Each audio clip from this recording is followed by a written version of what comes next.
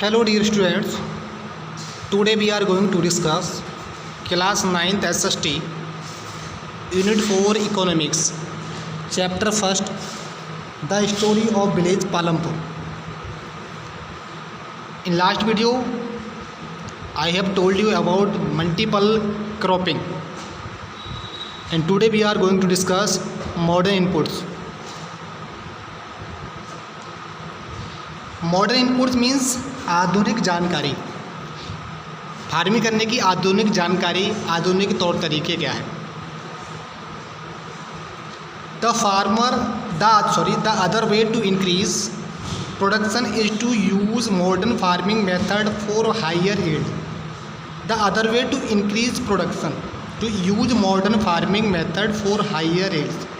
दूसरी तरीके से हम ये कहें कि अपने प्रोडक्शन को बढ़ाने के लिए हम खेती करने के मॉडर्न तरीक़ों को अपनाते हैं ताकि हम ज़्यादा उत्पाद पैदा कर सकें, ज़्यादा प्रोडक्शन मतलब ज़्यादा उत्पादन पैदा कर सकें। Yield is measured as crop produce on a given piece of land during a single season. जो हमारे पैदावार का जो मापक होता है वो खेत के किसी एक टुकड़े में एक मौसम में उत्पन्न होने वाले पैदावार से हम खेत के उत्पादक के माप को नापते हैं।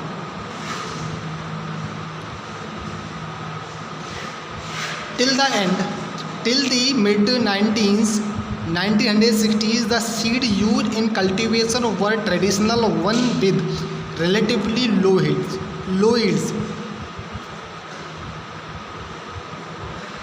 1960 के मध्य युग तक the seed use in cultivation, जो खेती में हम बीज के यूज करते थे, बड़े ट्रेडिशनल पारंपरिक बॉज रिलेटिवली लो यील्ड्स में कम पैदावार के होते थे। जो 1960 के मध्य युग तक हम जो बीज खेती करने के लिए बीज का यूज करते थे, प्रयोग करते थे, वो कम पैदावार वाले होते थे। Traditional seed needed less irrigation, जो पारंपरिक बीज थे, जो पुराने बीज थे, नीड उनको ज़रूरत होती थी लेस इरिगेशन में सिंचाई, उनको कम सिंचाई की ज़रूरत होती थी। जो पुराने परंपरागत बीज होते थे उनको कम सिंचाई की ज़रूरत होती थी। Farmer use code and other natural manures as fertilizer, किसान खाद के रूप में गाय का गोबर और नेचुरल खादों का यूज करते थे। All these were readily available with the farmers and they did not have to buy them. और ये मुख्य रूप से किसानों के पास अवेलेबल होता था, किसान इसको कहीं से बाहर से नहीं खरीदते थे। जो नेचुरल खाद होते थे किसान के पास और गाय का गोबर, भैंस का गोबर होता था, उसके द्वारा खेत में खाद लगाते थे। ये उनको कहीं बाहर से नहीं खरीदना पड़ता था। The green revolution in the late 90s introduced Indian farmer to cultivation of wheat and rice using high yields varieties of seeds। The green revolution, हरित क्रांति, in the late 90s में 1960 के अंत में ग्रीन रेवोल्यूशन में हरित क्रांति का इंट्रोड्यूस हुआ के बारे में जानकारी हुई।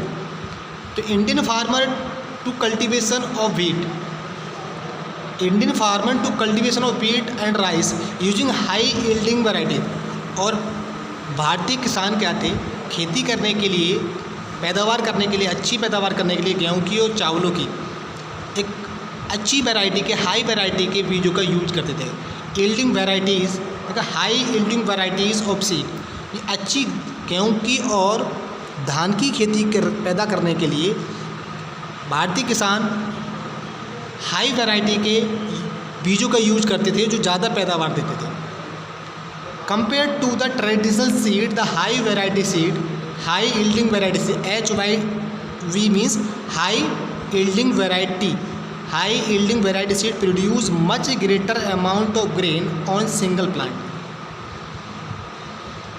अगर हम कंपेयर तुलना करें ट्रेडिशनल सीड से। ट्रेडिशनल सीड जो पुराने बीज थे, जो परंपरागत बीज थे, जो पुराने समय से चलते आ रहे थे, और उनसे हम आज के बीजों की तुलना करें, हाई यील्ड वैरायटी वाली सीड की तुलना करें, तो ये ज़्यादा अमाउंट में, एक सिंगल खेत में ज़्यादा अमाउंट में पैदावार देते हैं। जो पुराने बीज हमारे हुआ करते थे, जो हमारे परंपरागत बीज होते थे, जो पुराने ज़माने में हम यूज़ करते थे, वो कम पैदावार देते थे। लेकिन जो हाई यील्डिंग वैरायटी के जो बीज होते हैं, वो आज के दौर में पुराने बीजों के मुकाबले ज़्यादा पैदावार देते हैं। As a result the same piece of land produce the far larger quantities of food grains than was possible earlier. इसका मतलब है कि अगर हम परिणाम स्वरूप देखें कि सेम लैंड में, मतलब सेम ज़मीन में सेम बीज में सेम क्वांटिटी के बीज ज़्यादा पैदावार देता है जो पहले देता था। पहले हम जितना बीज एक खेत में डालते थे वो कम पैदावार देता था, वही सेम खेत में हाई वैरायटी के बीज हम डालते हैं तो ज़्यादा पैदावार देता है।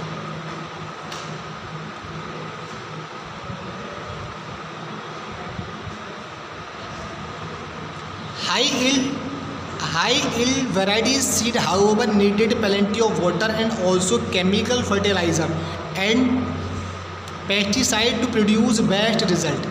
जो हाई वैरायटी के बीज होते हैं उनके लिए ज़्यादा मात्रा में सिंचाई की ज़रूरत होती है और केमिकल्स की ज़रूरत होती है और अच्छे वैरायटी के खाद की ज़रूरत होती है और कीटनाशक दवाई की ज़रूरत होती है ताकि वो अच्छा रिजल्ट दे सके। Higher yields is possible only from a combination of HYV seeds irrigation, chemical fertilizer, pesticide etc। Higher yield is the possible, high yield जो हायर yield के जो बीज होते हैं तभी वो पॉसिबल संभव होते हैं, तब उनको एक अच्छी सिंचाई का कॉम्बिनेशन हो, अच्छे केमिकल के फर्टिलाइज़र हो और अच्छे कीटनाशक दवाई हो। भाई हाई यील्डिंग वैरायटी के जो बीज होते हैं तभी अच्छी फसल देते हैं जब उनके लिए एक अच्छी सी सिंचाई हो, सही मात्रा में सिंचाई मिले, अच्छी क्वालिटीज़ के खाद हों और कीटनाशक दवाइयाँ मिलें।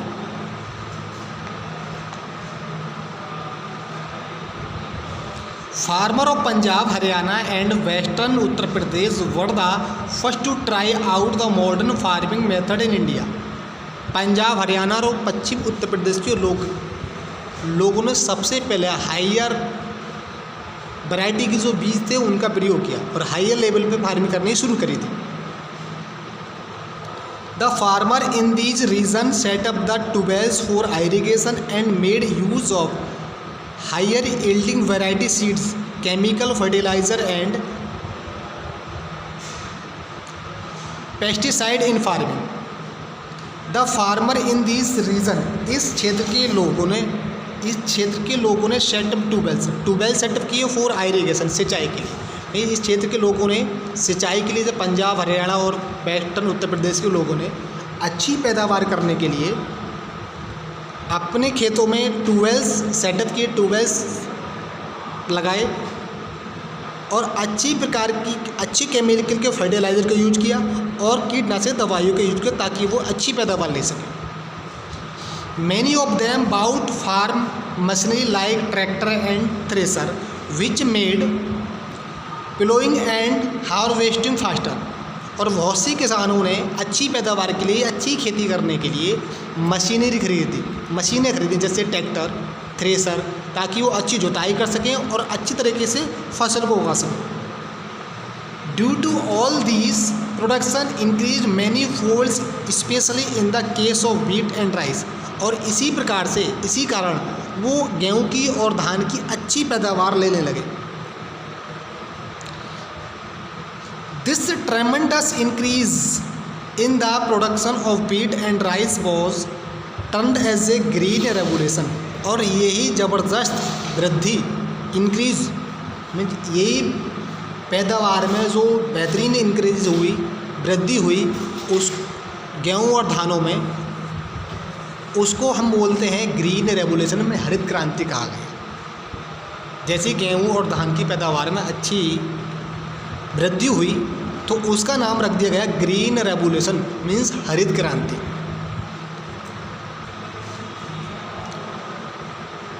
The yield of wheat grown from the traditional varieties was 1300 kg per hectare. The yield of wheat grown from the traditional varieties, जो ट्रेडिशनल वैरायटी थी उनके मुकाबले अब जो traditional, the yield of wheat grown from the traditional varieties was 1300 kg per hectare.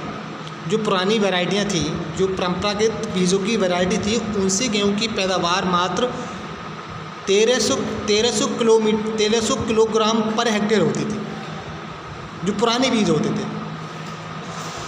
With the high yielding variety seeds the yield went up 3200 kg per hectare. जो नई variety के जो हायर यील्डिंग वैरायटी के बीज से जब हम पैदावार की तो उससे हमारी पैदावार 3200 किलोग्राम पर हेक्टेयर हो गई. कितना डिफरेंस हुआ? जो पुराने हमारे बीज थे उनकी जो पैदावार थी पर हेक्टेयर पर 1300 पर केजी थी, बट जो हमारे हाई यील्डिंग वैरायटीज़ के जो बीज थे उनकी जो पैदावार थी, उनकी पैदावार पहुंच गई 3200 kilogram per hectare. There was a large increase in the production of wheat and rice. Farmer now, there was a large increase, बहुत ज़्यादा वृद्धि हो गई in the production, मतलब उत्पादन में, of wheat and rice. तो गेहूँ और चावलों की उत्पादन बहुत ज़्यादा वृद्धि हो गई. Farmer now had a greater amount of surplus wheat to sell in the market. अब किसान क्या करने लगे? ज़्यादा मात्रा में मार्केट में जाके गेहूँ और चावल बेचने लगे. पहले क्या होता था कि पैदावार कम होती थी तो किसान के कंज्यूम करने के से जो बहुत कम बचता था. जब कम पैदावार होती थी तो किसान अपने कंजप्शन के लिए ज़्यादा रखता था पहले, और जो बचता था तो कम बचता था कि पैदावार कम होती थी तो उसी को मार्केट में आके बेचता था. तो उससे उसकी जो सेल थी वो कम होती थी. लेकिन अब क्या हुआ? पैदावार ज़्यादा होने लगी तो उसकी जो सरप्लस हो गई वो ज़्यादा हो गई, तो मार्केट में जाके वो ज़्यादा अनाज बेचने लगा. तो ओके स्टूडेंट्स, इस वीडियो में इतना ही. इससे आगे हम अगली वीडियो में अध्ययन करेंगे. तो okay students, revise this. Okay, thanks a lot and have a nice day.